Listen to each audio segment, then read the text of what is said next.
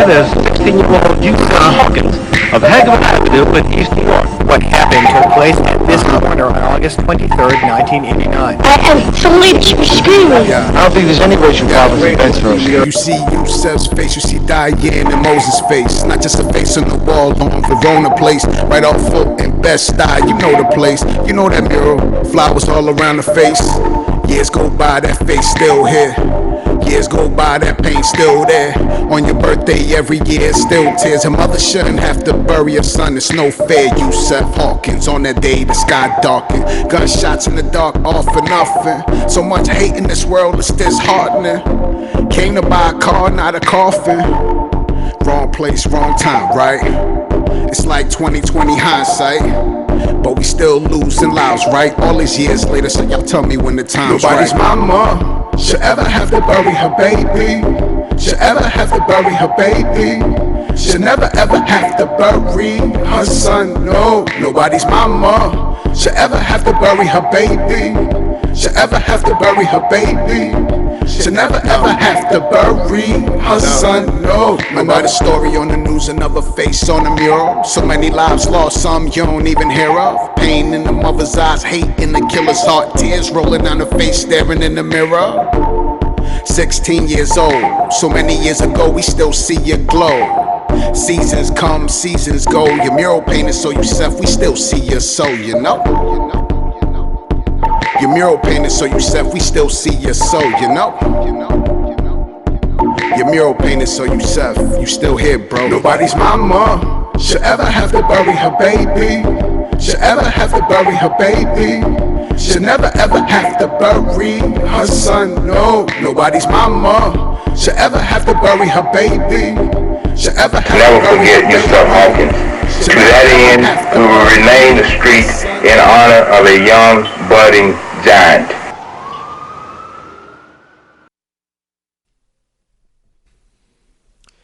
The hip-hop writer is a creator, composing, understanding words of cultured brilliance, powering a rebalance of the elements equally.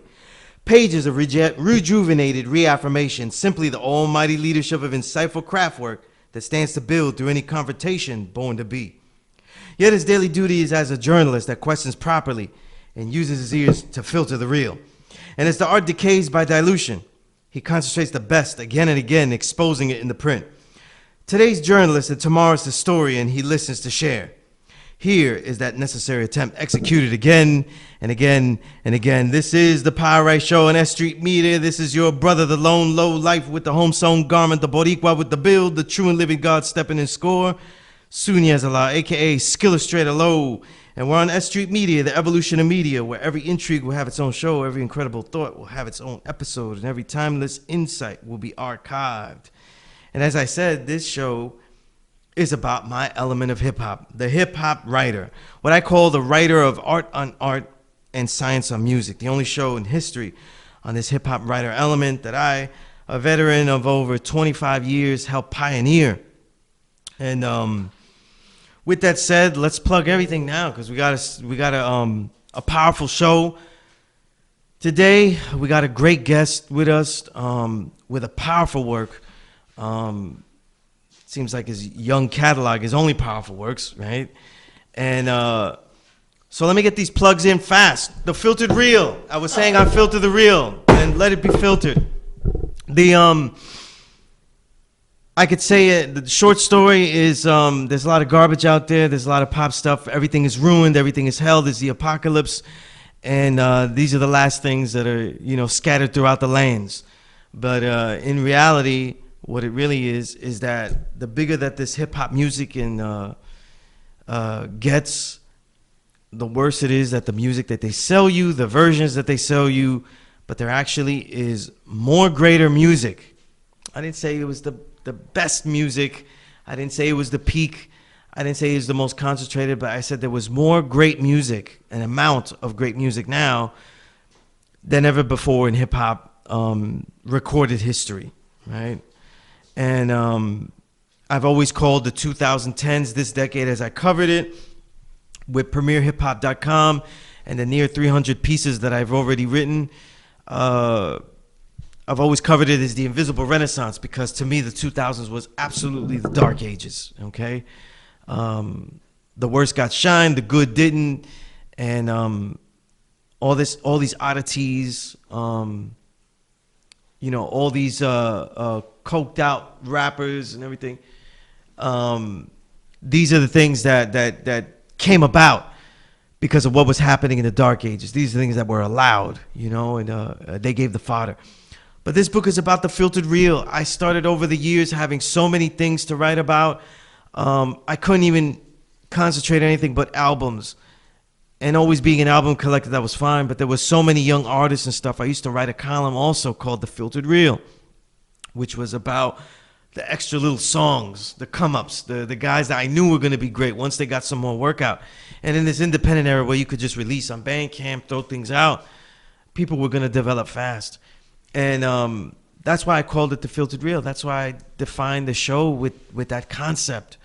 And this book, when I was writing one of the pieces that I write every year called The Reel of whatever year it was, the best music that I hear all year, I was writing it for the Reel of 2018. And I realized that, what person is going to scroll through a best of that's about 20, 30 pages long. So I started to just kind of use and springboard off the music of 2018, which really in my collection of quality music was over 200 albums. So I started to use 2018 as a springboard to kind of define the artist of this decade, and also springboard into a lot of other ideas about this decade and about the music. And using those techniques, writing creatively, making this an actual element, writing creatively, embedding prose and poetry into the pieces about the actual music, writing about the actual music with details. This is what really birthed the style that I was able to develop this decade, because I've been writing in all these magazines since 1996, and no one really gave me the light of day to give me that space to explore the pen. And hell, they never let you write about good music. After a while, I was leaving magazines because I just didn't like the music. You know what I mean? There were certain big magazine I left, and I was going home, and I wasn't listening to music. Never happened before. Since Mom got me those, the Old Earth, Remembered Imperfection, My Old Earth. She got me that first headphone. I never not listened to music unless the batteries ran out. You know what I'm saying? Until you got the rechargeables and you was good. But I was going home from this magazine and working there all day, and I wouldn't listen to music. You know what I mean? I'd be upset because all the good music was in the bins. They were locked up. They were like, oh, we don't have space for that story, right? This is in the mid-2000s and stuff. So if you know me, you know where I was. But that's when they started to put the little things, in the Dark Ages. Like, I'll give one example since we talk about Dark Ages. What makes it the Dark Ages? Best example. I'm at one different major magazine, and they invent eye candy. You already know who I'm talking about. And I said, what the hell is that? You mean I'm supposed to ask women about their dimensions? You know what I mean? Right? And I wasn't comfortable with that, and I didn't go to the sister magazines that they made for that. But that innovation, that devolution of innovation led to magazines using space in their publication for female artists. That's great, right? But now the female artist, though, was designated as a model, as a what do you call them? What the hell do you call them? Vixen, yeah, vixen, yeah. That's a good word, right? That's a good word, yeah. Or male horse, as they're called now, male horse, right? But yeah. So if I was like, hey, let's put Jean Grey in there, you know what I mean? It's like, no, we already put the space with Big Boob Barbara, I don't know, and it's done, So these are the kind of things that made me label and really see this as the Dark Ages. Not only for my career, I hated writing during that time. I quit so many times, but I was doing a Jay-Z thing before. I was like, this is my last article, and I'm done, and But yeah, and one last note, we'll end it here. One of the dominant cult figures of actual lyricism and MCing in the 2000s was MF Doom. MF Doom didn't get a major magazine feature until 2006. Just put that in perspective for a minute there. He got loads of interviews. The most smallest websites, they do an interview with him and do a phoner, all that kind of stuff, all the way whether he was in London or wherever Doom is. I don't know where, right? Wherever Doomalay, right? That's where he'll stay, right? Yeah, you like that, right? Producer like that, right? Yeah. But I'm rhyming here though. That's my next thing, right? But they didn't put anything, and I remember I was pitching it to a certain magazine, and they just laughed at me like, "Who's Doom?" Cue the intro skit, Doom, right? Yeah. But that's why I called it the Dark Ages. But this decade is a wealth of music.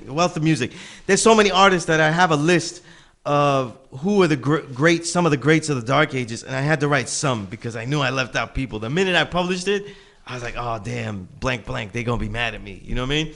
But it's not made for you to agree with everything I say, but you will agree with everything I say. But the idea is to read it, to be sparked, to see something deeper in the music, and enjoy writing again. Enjoy something creative and stuff, and maybe bulk up your collection though. You know what I mean? Enjoy the music again. Instead of having to suffer and act like you like all this stuff out there, try to be down with the young kids. You know what I mean? But right, can't even breathe in your pants though. Looking bad out there. But on that note, the book is available on Amazon. You can IG me, DM me, right? Cash App, SUNEZ, all that stuff. Autographed copy, $19. I'll send it to you, and we'll do all that. But we have a great guest with us today. The thing about hip hop music, the thing about hip hop culture, is I have always documented it as countercultural, something that was designed to be a voice and a form for people that didn't have their way of entertainment, didn't have their way for expression. And to me, at its peak, it would develop into a way of expressing ourselves in ways and means and saying things that wouldn't be allowed. You know what I mean? And it is veered away from that, right? And that was the sound effects for like what it sounds like when it veers away. But it is veered away from that. You know what I mean? And one of the things that it always was a voice for was for the things that happen to us in our communities and the impact that they have in our communities. So we don't have enough brothers like my brother Immortal Technique. We don't have enough lyricists of depth like out there, whether it's Bronze Nazareth, there's other people, Spit Gems, whoever it is, to constantly talk about things and put things in perspective on many different levels. And it's one thing that's great about, to me, that hip hop has expanded to is that if we lose some of that countercultural base, that socio-political perspective, it's being embraced by the next generation in all the other forms of media, And I have a guest today who, to me, comes from, I think you come from one of the great honor traditions of the arts, you know what I mean? Where you come from, and continuing that with the work that you have. And my guest today, just to go straight to it, is MUTA'ALI. He is the director of an upcoming HBO documentary called Storm Over Brooklyn. It is about the impact, the life, the death, the impact of YUSUF Hawkins, who was murdered by a gang of Italians back in Bensonhurst, Brooklyn in 1989. And this is before social media. This is before everything that needed a platform had a platform you could try to use. You know what I mean? You could try to use. And it really, I would say, kind of ignited kind of a direction, because it's also at the same time that Do the Right Thing is coming out. Mm-hmm. And it kind of has, you don't know Do the Right Thing is going to have that theme until the very end, the police brutality theme. black men being killed that are innocent. Really, that's what we're talking about here. Black men being killed that are innocent, regardless to whom or what. We're always talking about who or what, is the police, is this. It's everyone that feels they have the entitlement and the license to do that. You know what I mean? And YUSUF Hawkins was really impactful with that. And it's funny because when they got Victorious, right? Piece of Victorious, he's got his own documentary out, though. Yeah. That's coming out on Weldon Irvine, right? A great brother. I only got to meet him once, but a great brother, Remembered Imperfection, Weldon Irvine. But when Victorious told me about this, it brought back a lot of stuff for me as well, because I was the very next year, right? I started high school, and I was going to high school. This is my parents' idea. I don't know what the hell, but I was going to high school in FDR. Okay. Franklin Delano Roosevelt High School, and that's literally on 60th Street and 18th Avenue. So I'm going really right into Bensonhurst to go to school, and I'm like, oh, wow. This is where you decide, and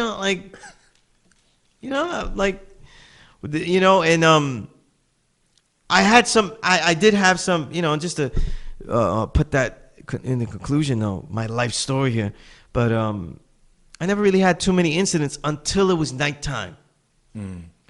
So in the daytime, everybody, whether they were white, Italian, right, all the ones that went to the high school, they were pretty much doing hip hop. That's how dominant hip hop was. Everybody wanted to be that, you know what I mean? But at night, if you were kept at night, though, you'd hear a couple of slurs and stuff like that, you know what I mean?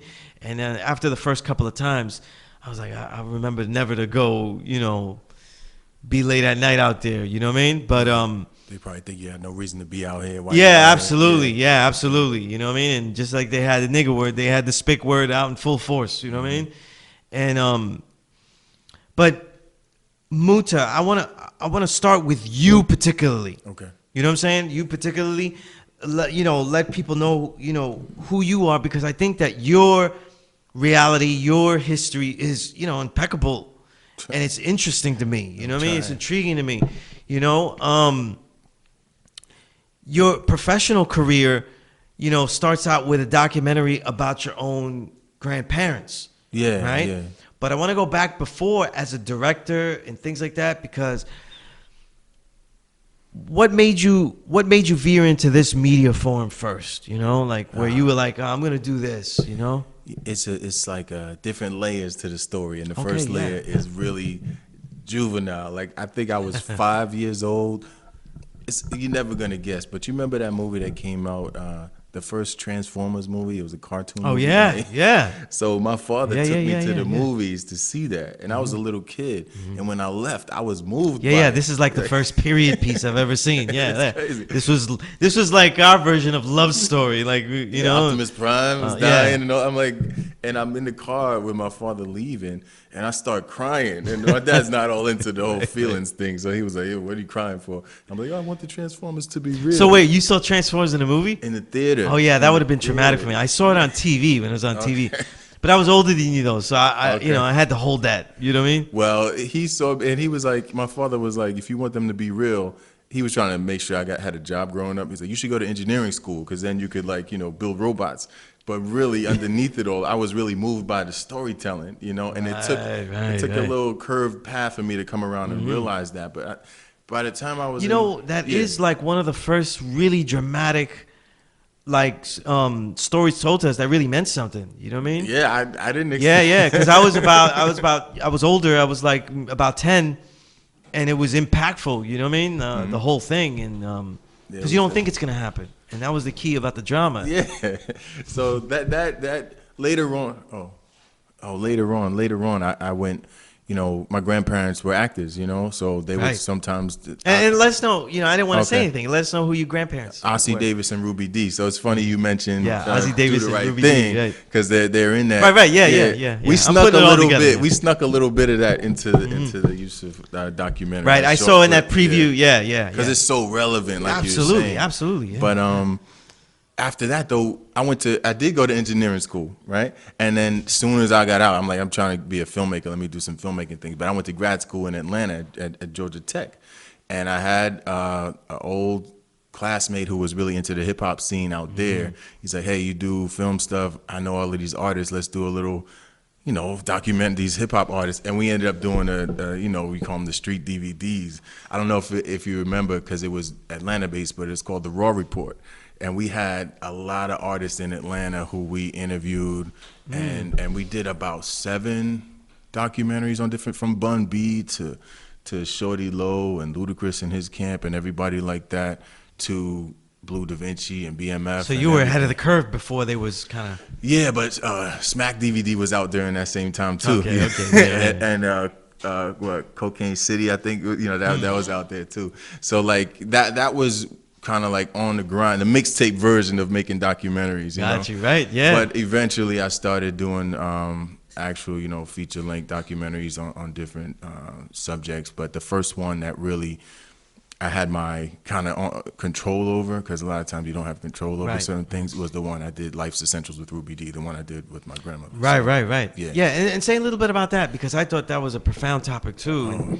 Yeah, well, it was a uniquely told documentary. I will say that. It was over the last 2 years of her life where I decided to make a step and talk to her about all of the things that I wish I had talked about with my grandfather before he passed away, and also connect with her, because I don't know if it's not just me. A lot of times males and connecting with their elders, it's a challenge, you know. And I didn't want to let my grandmother and all of her glory slip away and play Boo Boo the Fool, and not have actually sat down with this woman who loves me and actually got her advice on important things in life, advice that she can give me through her own kind of learned experiences. Right. And so that's a mind. Yeah, that's a deep mind right there. Yeah. So like that's what the film was, because people would call the house all the time asking for advice about their marriages, their relationships, different career things from my grandmother. And oh, she's Ruby D, she would know. And I'm sitting there, you know, she's grandma. I don't need to talk to her. That's my grandma, you know. But so the film itself, I speak with her specifically about love, art, and then activism. And as I speak with her, we jump back to different chapters in her life in relation to love, art, and activism. And we finished that and got it out in 2014. But by the time we finished, she had passed away, so she never had a chance to even got to see the finished Yeah, product. it was the actual night we were finishing the audio mix, which is like one of the last few steps you do in a film, is when she passed away. Wow. So she never got to actually see it. But she told me what the importance of that film was going to be before I even knew it clearly. She said it's about community. She's like, when people watch this film, a grandson sitting with his grandmother and talking the way we are, it's going to encourage people to do that, and it just tightens the bonds within families and, you know, block by block. Yeah, I agree with that. Yeah, especially, you know, I sound old manish though, but in this world of social media, you tend to, you know, be in the habit of not communicating with anyone in your family. You know what I mean? Yeah. You know, and I tend to justify it all the time, because I'm like, I'm reading books, I'm writing and stuff like that. So, right? So it's righteous though, so I don't have to pay attention to you. You know what I mean? Yeah. But then we're not paying attention to anyone. You know? Yeah. But you know, lose them, did the work with her on this documentary and all the jewels that you got, did it impact the next direction you were going to take, which leads into this YUSUF Hawkins documentary? I would have to say it did, but indirectly. But I think being around her is impacted me more than the messages she kind of imparted upon me during the film. Those messages I can go back to in my mind, and I asked her about, does she recommend an open marriage, and she was like, no, for this reason and that reason. So I'm gonna remember all that, you know. But other things that really stick with me is I was with her like the rest of my family was during her last days, and in her last days, not literally days, but maybe the last year or so, she still was working. She still had all these dreams.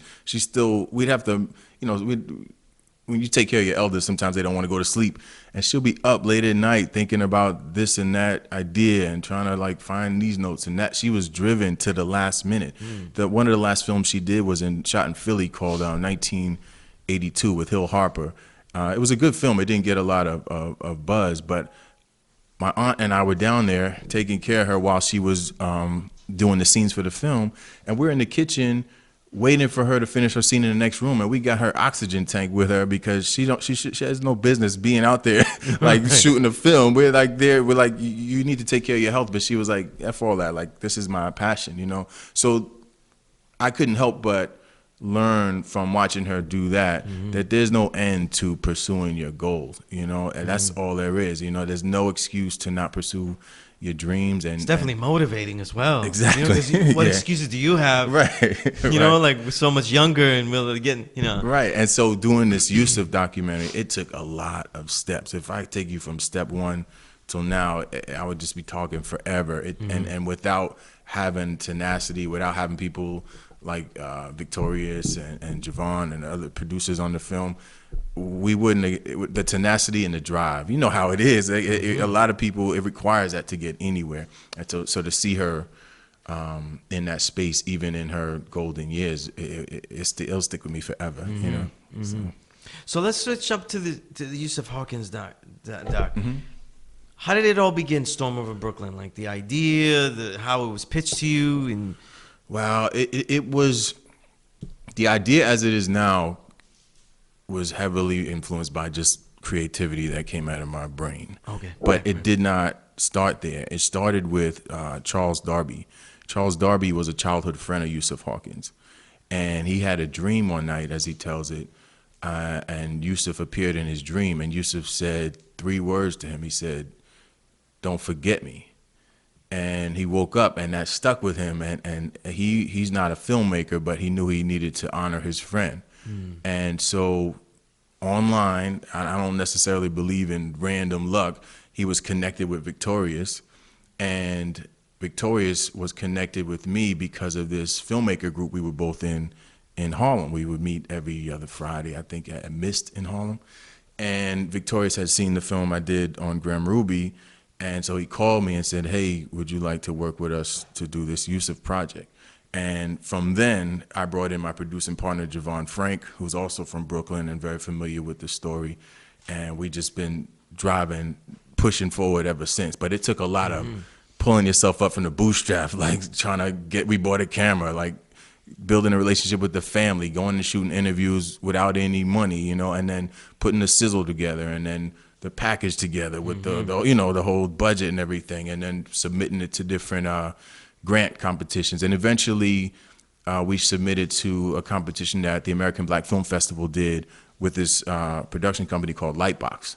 And Lightbox is huge. They're a multi-award-winning documentary film production company. They did Man on the Wire, Searching for Sugar Man, all sorts of things. If you look right now, they got so many films out even this minute. And we won that. But the winning didn't mean, oh, you got a film. The winning meant you get a $30,000 budget. You don't get the cash. You just get a budget so that you can enhance your pitch, and we'll walk you into the doors of these companies, including HBO, Netflix, and everybody. And with that, we went in with the money. We interviewed a couple more people. We interviewed YUSUF's friend Luther, who was with YUSUF when he got shot. And we interviewed, I think we did David Dinkins and Reverend Sharpton before that, put together another sizzle. And then we went around pitching, and HBO, you know, they're in New York all the way, and they know the importance of this story, and they jumped right on it and said, you know, like, we got to make sure the story gets told. So we pitched to HBO, and they said, yeah, and that was in the summer of 2018. And since we had already had that inertia, it only took us a year to get the film done, because we had already built up, we knew the story backward and forward, and we had built the relationships with the family and the other people who were involved, and we got it all shot and put together by, shoot, it was just a couple weeks ago we submitted it back to HBO, the finished product. Right. Yeah. So, but it's been a tough. Well, first, congratulations on that whole journey to do that. Thank you. Wow, that's incredible. Yeah, You know what I mean? you. You were asking me off air about making this book, though. It definitely wasn't that, though. It was just me writing and me talking to SUNEZ, the editor, to SUNEZ, the writer. Write some more. Okay, But that's the hard part for me. I need people around me to help me through. It is the most frightening thing when, you know, I think I sacrificed a lot. I have dreams of myself the self who didn't decide to be a filmmaker, who's just became an engineer, had the 9 to 5, stayed, had to get 401k and all this stuff. Making Transformers. Right? Yeah, or whatever. No, I wouldn't have made nothing. Or making the real robots, right? Yeah. Yeah. But I feel like I've sacrificed a lot. And so when I'm looking and facing the challenge of how do I tell this story, I have an opportunity here, it's so frightening. It's petrifying. And if I don't have a deadline, if I don't have my people waiting for me and relying on me, I'm not going to push forward. Sometimes I got people who got to sit with me and watch. That's watch a really the film great with me. point Yeah. because, you know, me and my producer had that conversation like that, you know, where some people need deadlines and they need that focus and stuff like that, you know what I mean, with certain things. Yeah. And once they have it, they're good to go. Yeah. But, you know, I want to go into some of the particulars of this, though. There's so much, you know, into this, you know, as a rewind. The song that we played in the beginning was by Ness of HAWKINS and also the group Weekend Money. Right?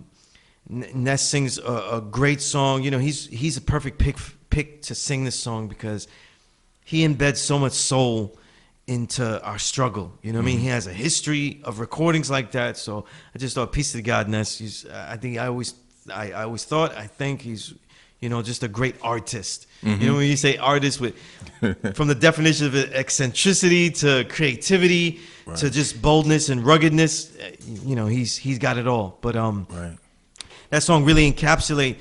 But when I was first watching that video, it's funny because I'm thinking I'm gonna build with you, and I'm thinking like, yo, how did you get this family to open up about this? Because people adjust, you know, we adjust to loss, and this isn't just loss. Like, loss is difficult enough, but this is tragedy decades ago, and now they have to open up again and give detail, and then they also have to be convinced in some way that this is going to be a good for them as well as just, because after a while they go, this will be good for the people to hear, but, you know, parts of them will be like, yo, is this really good for me to open up this way? You know, how did you communicate with them and the family and the parents of Yusuf?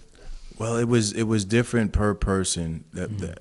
Luther Sylvester, like I said, he was the first person who was actually, you know, he was right there when Yusuf got killed, and Yusuf was one of his best friends. And that was tough for me because he told us he had not told anyone this story in 30 years, like not his kids, not his friend, no one knew about it. He kept it inside. And so when you tell someone like me that, I'm like, oh no, I got to be careful with, you know, what I bring up, what I stir up in you when I'm talking to you on film for 2-3 hours, you know, because it's not like a 30-minute interview. And I think I came to the table understanding a little bit of having respect for, okay, this person went through something traumatic, and I'm not going to treat my questions to him as if they're nothing. I'm not going to treat his answers as if they're nothing. And I think that's the only thing I knew what to do, is to make sure that the honest feeling I had of sincerity and the honest feeling I had of care for him came through as I was asking him questions. Okay, what happened next? This and that. Did you see who shot? You know, all this stuff like that. I think just my approach made them understand that I knew that this was not anything to just be trifled with or to be used for, you could call it whatever, you know, just glamorizing violence, things like that. And I think that's the only thing I could think of that helped them open up. But I think they had a need to talk about it, especially Yusuf's mother, because back then she was going through it so much she didn't talk about it hardly at all in the press. And so I also came to the table hoping that this is an opportunity for them to voice something that maybe just needed to be aired out, you know. So, I was also thinking this, and now that you put it there, it might be a jump in things, but Yusuf's father eventually passes away and passed away, and you weren't able to obviously interview him. Right. And he seemed, in the limited history that you find, he was the one that took on the active role of fighting for this, you know, and as that spokesperson in the family in many ways, right? And, you know, even Sharpton says that he was part of the National Action Network, you know, at least on that, you know, as an active staff. And for a long time till he returned to the essence, right? And the thing, you know, you said that about the mother. What's interesting about the mother is also, did you in telling the story, is there really a transition also too once Yusuf's father passes away as well? Because now it seems more so that the story is absolutely buried. You know, like it won't be brought up, it won't be represented out there. You know what I mean? Mm-hmm. Well, the way we told it, we found through, you know, Dr. Lenore Fulani. She and her, she has a whole team now, had archival footage of back then with everything related to Yusuf, because they were very close with Sharpton's movement back then. And so there was this couple hours of Yusuf's father on tape being interviewed about everything that happened. So we were fortunate enough to get our hands on that. So he's part of the story. That's great. Yeah. And the story ends shortly after he passes. So he is definitely instrumental part of the plot technically in the thing. That's great. Yeah. But I do feel like once he left, though, the other voices that kept the story going were people like the activists, like Reverend Sharpton, like C. Vernon Mason, and we were not able to interview Alton Maddox, but Herbert Daughtry. The other activists who were involved carried the torch, so to speak, because Moses, although he was the most vocal, the other men and women who were there really kept the story going, and were happy that we were doing this. They were really, really happy that we were doing this, and so I tip my hat to them, because they didn't forget about it, you know, and they know that it's important to tell the story right now. Right, absolutely, yeah. Definitely appreciate that. The toughest part was dealing with that whole mentality in Bensonhurst is still around, of not talking about what I consider to be the truth. You know, and as a storyteller, I want to get both sides, but it was hard because that's it. You know, now you take it into a totally different place of what I was. I read an article in The City in late August, and they were talking about how a lot of the residents in Bensonhurst didn't even know about it. Oh. And they're talking about the new influx of different people, like Ukrainians, people from Uzbekistan, Asians, you know, and they had no idea, you know. And then also, obviously, that many of the Italians of Bensonhurst, they end up moving to Staten Island and stuff like that, you know, and they're, you know, and make it a whole Trump enclave, you know, like if we go that. My sister lives in Staten Island, so I see a lot of that stuff. So, but and hear about it, you know what I mean? But it's not just Wu-Tang, just so you know, for the listeners, it's, you know. No, and it's crazy though. One of the things that inspired me about this story is I saw this map that the New York Times put out in 2000. No, it was 2018 they put it out, but the data was 2015. They mapped out the segregation in all the boroughs, and you could see by race just the lines of where certain races live and don't live. And you see how Bensonhurst did migrate exactly to Staten Island. Yeah, it's like a straight beeline into Staten Island. Yeah. Yeah. But then on top of that, there was this kid, I think it was 2016, named Daishan McKenzie, black kid, chased to his death in Staten Island by a mob of white people. I'm laughing because it's absurd. And it's the same mentality. It's sad, the history repeats itself. Yeah. And you know, going on that angle there, right? What people have now, and what, you know, I'm not talking about white folk, because they're gonna say whatever they're gonna say about the stuff that their people are doing, and they just don't want to deal with it if they're not doing it. That's always been the case. But for our people, black, brown, that are still dealing with police brutality, still dealing with racism and stuff daily, and maybe even new ways, because there's new licenses given out by Trump every day, you know, invisible licenses, right? And a lot of our own people, I notice, especially you hear it on social media, they have almost like a race fatigue. They're getting tired of hearing about race. And then, oh, wait, here comes the story about Yusuf Hawkins. What's the difference? Now, I could riff on it and why I think it's really crucial and totally different than the stories before. But when that question comes up, like, hey, you know, like how many, you know, stories about like horrible things happening to our people do we have to hear and things like that? What do you say to that? Well, that's one of the things that took me. I had to fight through that before I decided to direct this film, because I didn't want to just tell another story where, okay, there's another black kid getting killed. Because sometimes you can reinforce the narrative that white people are dominant. Even though you're telling a story about a vicious act and the black person in the story is a you know, a victim, you can inadvertently tell a certain audience that they are ultimately powerful, and I didn't want to do that. So the angle that attracted me to this was denial. And denial is what they say over the last couple of years is racism 2.0 or whatever they're saying. And the denial that post-racial and all that. Yeah, all that, and post-racial, and how the president and other people say that, you know, racism is not a serious factor right now. You know, that whole lie that racism is not a serious problem. It existed 30 years ago. It existed probably 30 years before that. But as you watch this story, you'll see how deep the denial is in this YUSUF piece. You know, some of the lawyers involved, some of the black people who grew up in Bensonhurst just deny how powerful that racism was in Bensonhurst and how that racism led to YUSUF's murder. And I really like making liars uncomfortable. And in this story, there are a couple opportunities where we can really reveal that these people were just really, they've convinced themselves that they're not racist. They've convinced themselves they haven't seen racism growing up. And it's remarkable, and it's frightening too. But that was the angle that attracted me. You know, what's interesting is that, you know, it becomes also part of, well, you know what, I'm gonna say that part because I want to go into the racial dynamics that are very interesting in this whole thing. But the other aspect in that too is like the worth of this documentary. I want you to speak on it a little bit, you know, not give away the whole thing because people want to watch it.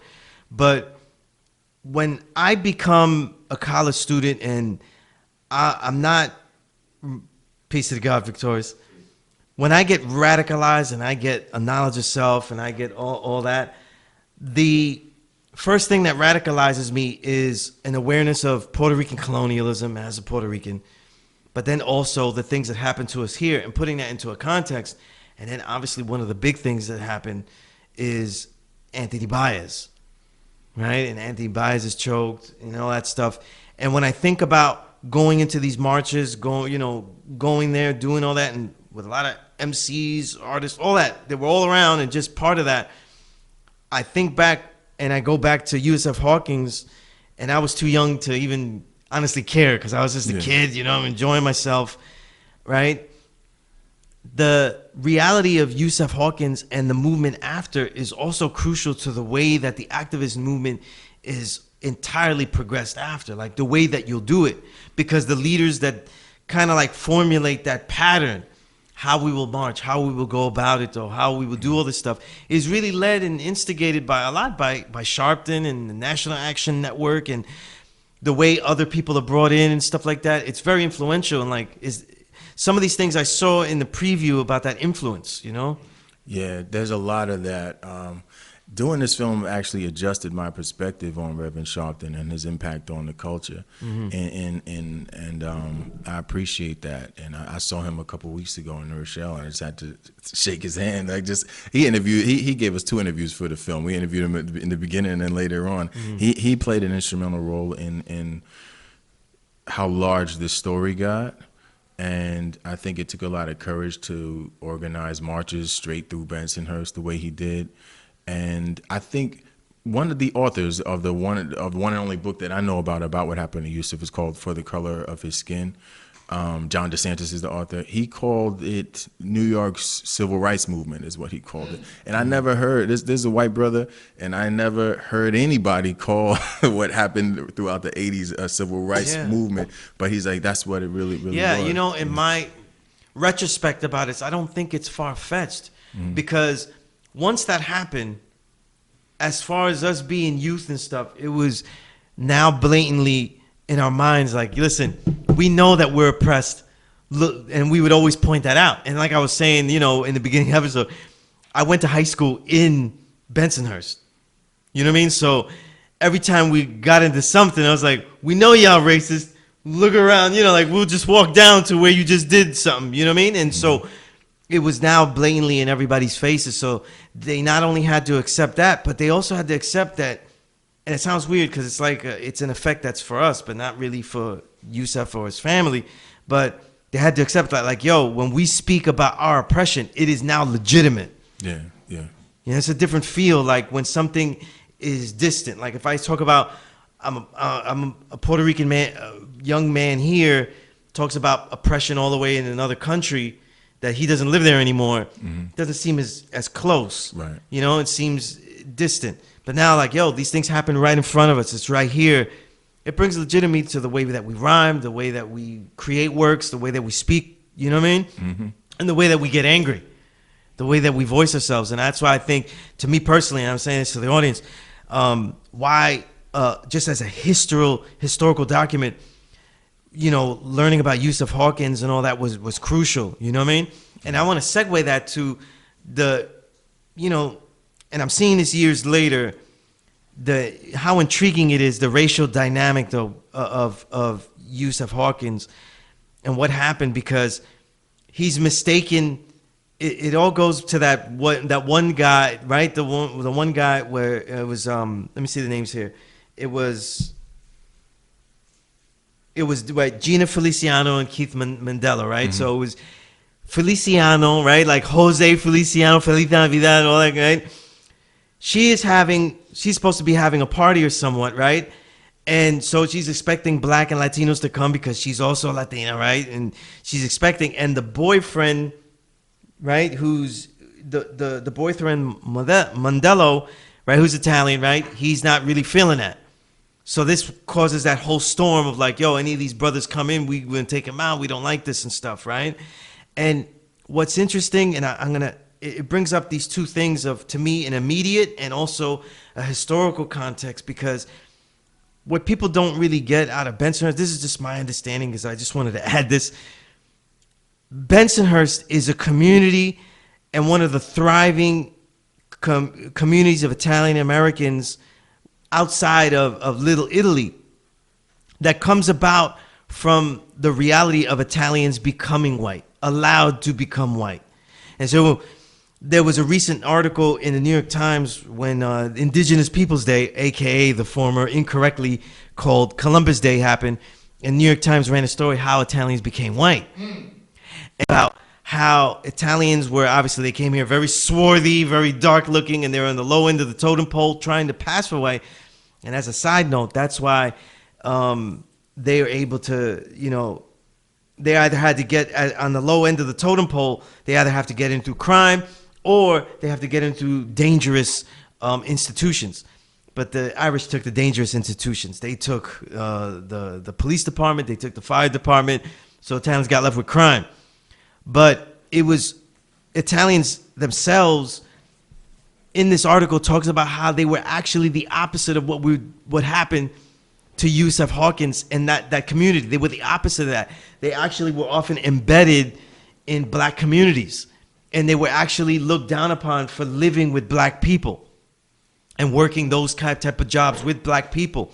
So what's interesting is that it was the president at that time who sanctioned the Columbus Day holiday, right, for Italian Americans and their pride, because of a lynching that took out like about 11 to 12 Italians. So what I find this, and this is the way I see this understanding, is like, once that Italian American community can embrace whiteness on a level where they have made it, they have passed, they're going to defend that in such a way where anything that is remotely, definitively black is unacceptable. You know, so my experience in Bensonhurst, though, the ones who are lighter, though, right? You know, the Browns will get a frown. So I'll get a frown, but if I can cross over a certain way, and, you know, I was around these brothers crossing over, they can kind of get a pass, though. And this is why you could see an Italian guy dating a Latina, because they can pass, they can try to pass, they can try to, you know, water down their culture, whatever it was.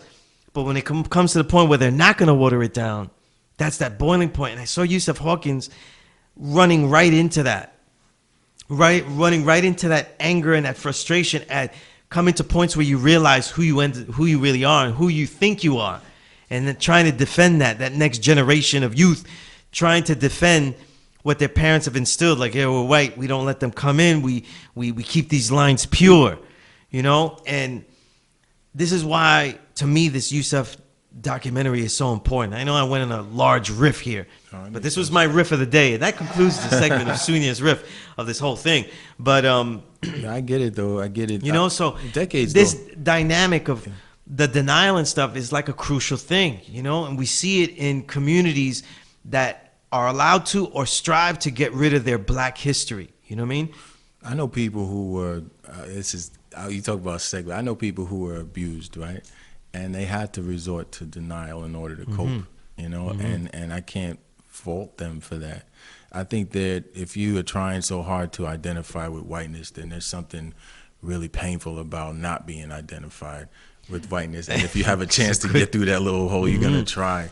And I think that the Italian community went through a lot in this country. And I mean, just in terms of the redlining and the segregation, when the communities were more integrated and the city made certain decisions that they divested in communities of color. And if you were an Italian person on a block full of people of color, all you knew was black people moved in, and now my community, my house isn't worth as much as it was. This is my nest egg I was going to pass down to my children. These black people come in and ruin my property value. But you don't understand the higher levels that are pulling the strings here, affecting why your community doesn't get the funding. And if you think about Ed Koch, his philosophy was always about satisfying the tax base, which means satisfying the wealthy and satisfying his white constituency, which means just by definition neglecting people who are not white and people who don't have money. And if you're Italian and you're in a community like that, you don't want to be around black people because you're going to slip because the black people are being neglected. So you're going to be neglected too. And I think without the awareness of those larger dynamics, you can easily just hate people of color because you don't want to be associated with them. Absolutely. You don't want to be treated like them. And you also think that they're affecting you and your livelihood. And when it comes to Yusuf, we've heard conflicting stories. The one story we know is true is Yusuf had nothing to do with anybody in Bensonhurst. But in terms of Keith dating Gina, the definition of how that dating, whether or not they were right. That's I gave the general Wikipedia, then, sanctioned story. And then Gina, from my knowledge, her mother she didn't identify as Latina necessarily, and right. I heard it was the father, right? Yeah, and I don't know if he was around, so I think she identified more. I don't know. I never heard her say a sentence. I identify more as this, but I think she benefited from maybe being able to seem as if she was mostly Italian. But I could tell from listening to a lot of the police tapes, a lot of these interviews with the witnesses there, that black people weren't welcome in that area.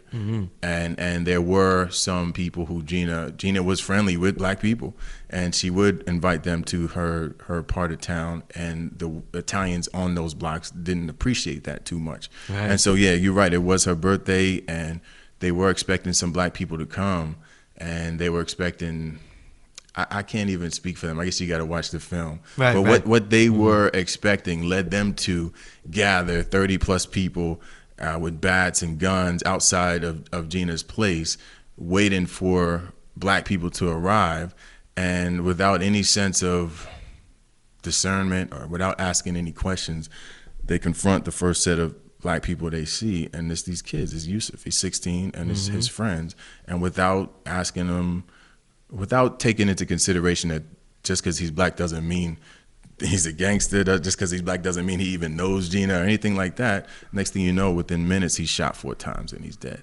So that, to me, is an indication that you have prioritized your definition. You define people by their race way more readily than you should, and you take action against people of color easily without a second guess. And I bring it back to the segregation because that prejudice works in both ways. When we talked to Christopher, one of Yusuf's best friends in East New York, Yusuf was in East New York at that time. He's like, there were hardly any white people in East New York, is what he says, quote unquote. And he said there was Dominicans, black people, and Puerto Ricans. That's it.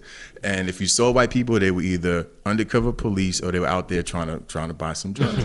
And he's like, in both of those cases, you don't mess with those people. If you think they're police, you don't mess with them. If you think they're a customer, you don't mess with them either because they're a customer. And that prejudice, that is a prejudgment of the white people there, protected the white people.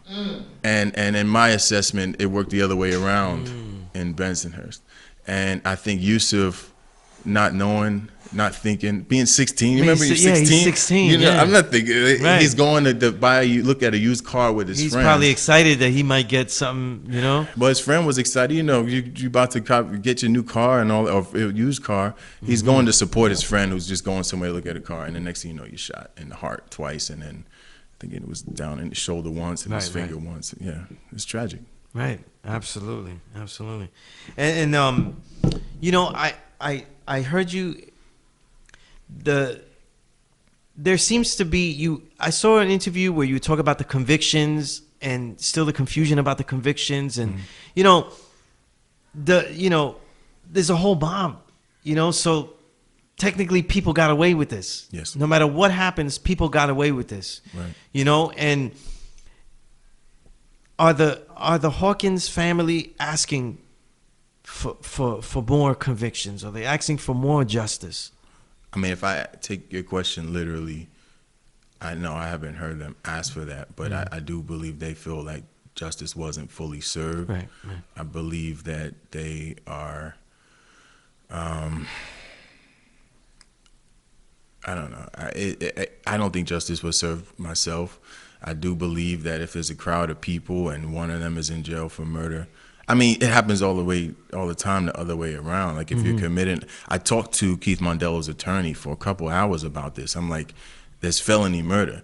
They're in the act of committing a crime. Someone on your side kills somebody else. You're all culpable. You're all guilty of murder. How is it not felony murder? Why aren't all these 30 people in jail for murder? And he's like, the reason is when Yusuf was being attacked, nobody hit him.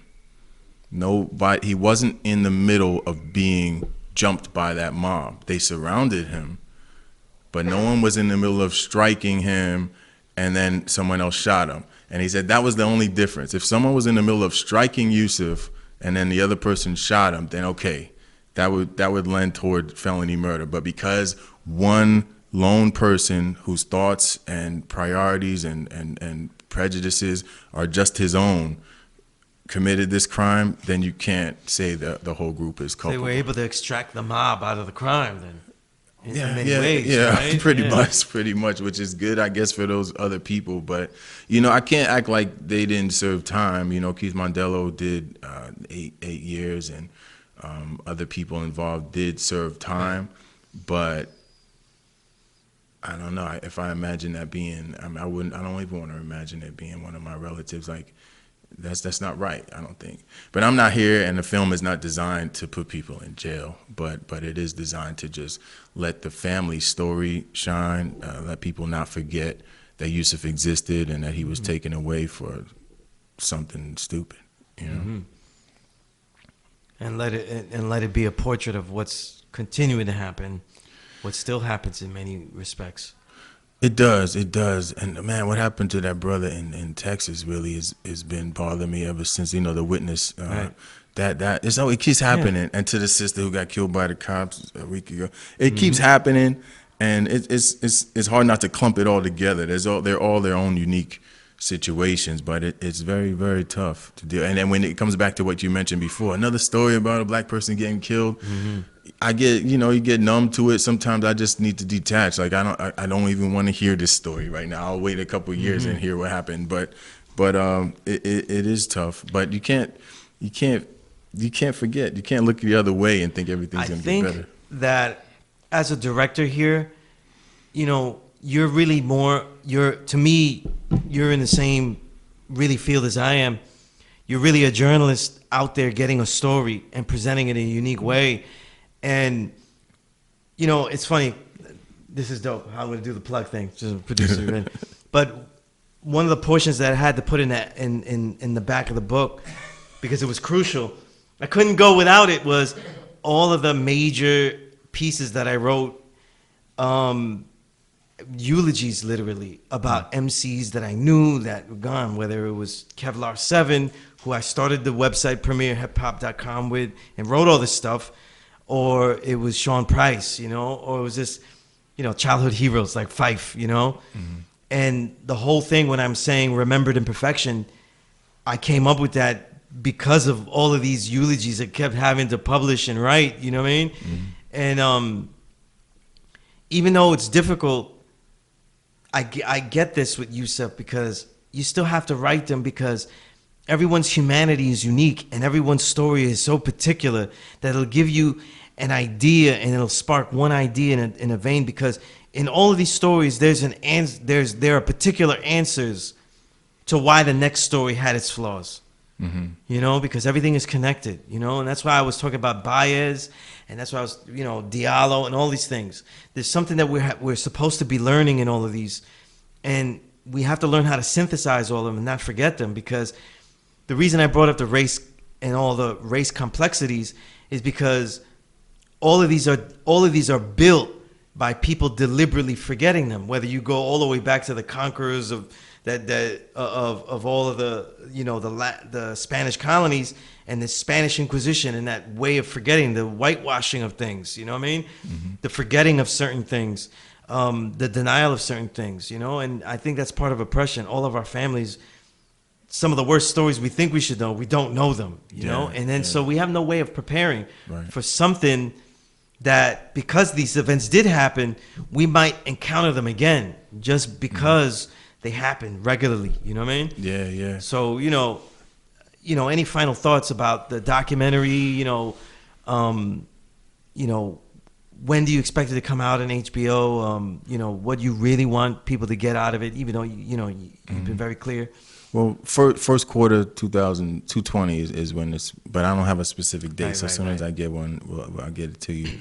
But what I want people to know is, it's hard when you're telling a film. You want things to be dramatic, concise, and clean, and just linear. But that's not how it works.